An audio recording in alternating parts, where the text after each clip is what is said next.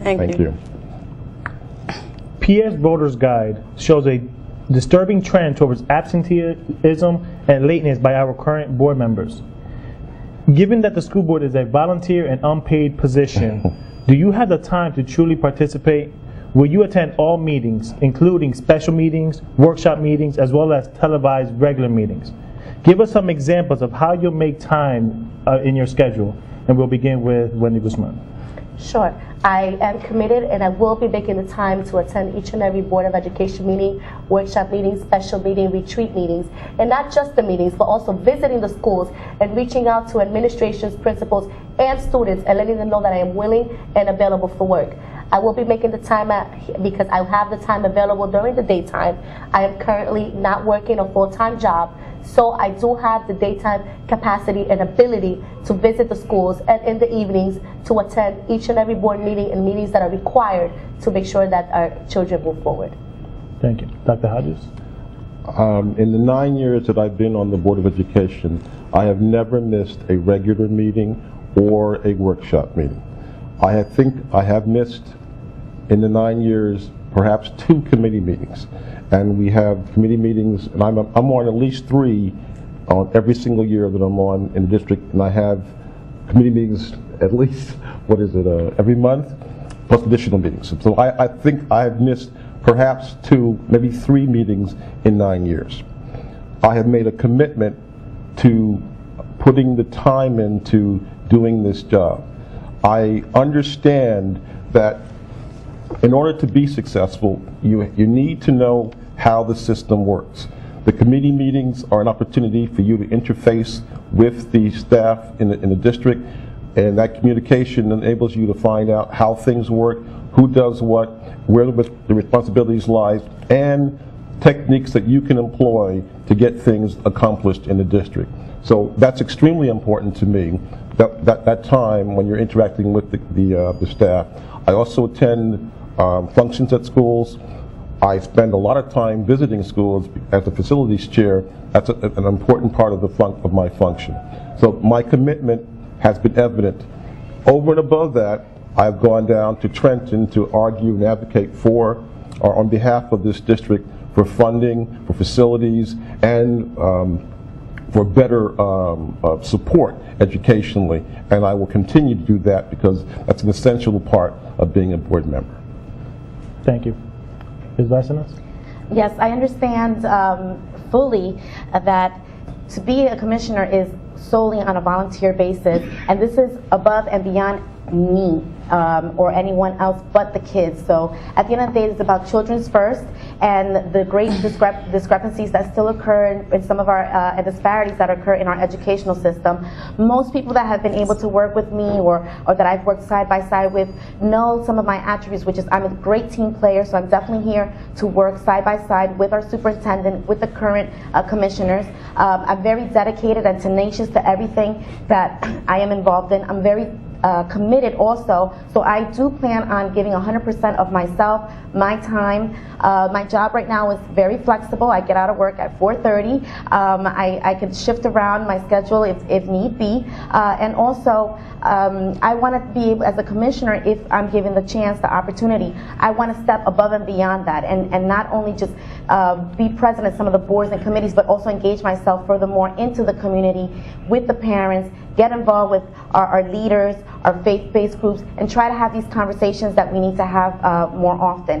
I believe that by being consistent, we should be able to get and further the progress, and definitely being committed to these committees will further the agenda of progress as well, whether it be with policy making, legislation. These are the ways that we will be able to move forward in our education. You have to put in the time in order to get somewhere into a better place, and this is about our children, and above and beyond myself is about children first. Thank you. If the SFRA, School Funding Reform Act of 2008, was fully funded in this year's state budget, the Paterson Public School will receive an additional $54 million. What actions should the school board take to advocate for this additional funding? Let's begin with Dr. Hodges.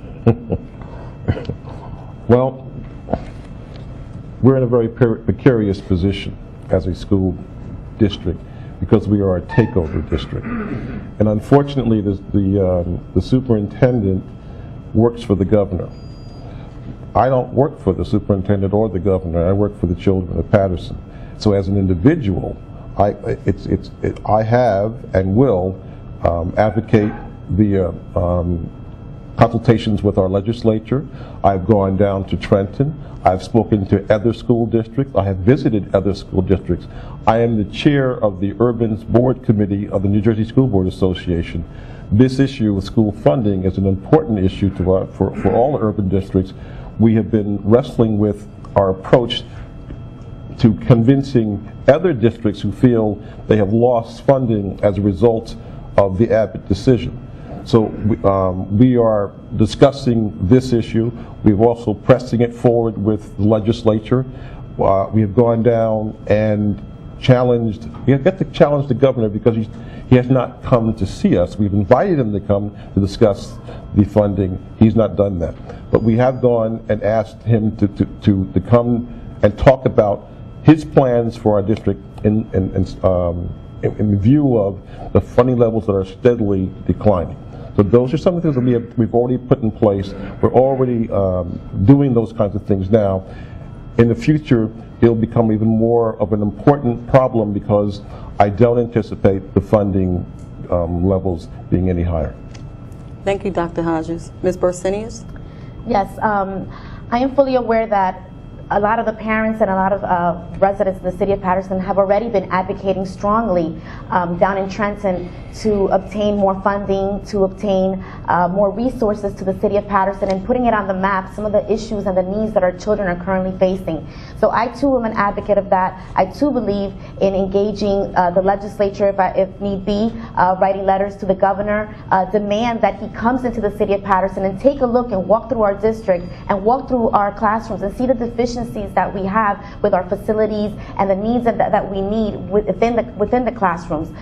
So essentially, I believe that we need to make proper steps, join forces with some of these parents that are already strong advocates, join forces with the leaders that are already well aware and well informed of what's taking place, and do a collective effort to work as one and engage everyone as one. And once again, I believe in having open communication with the legislative members and key elected officials and admonishing our governor to come into the city of Paterson and take a look for himself.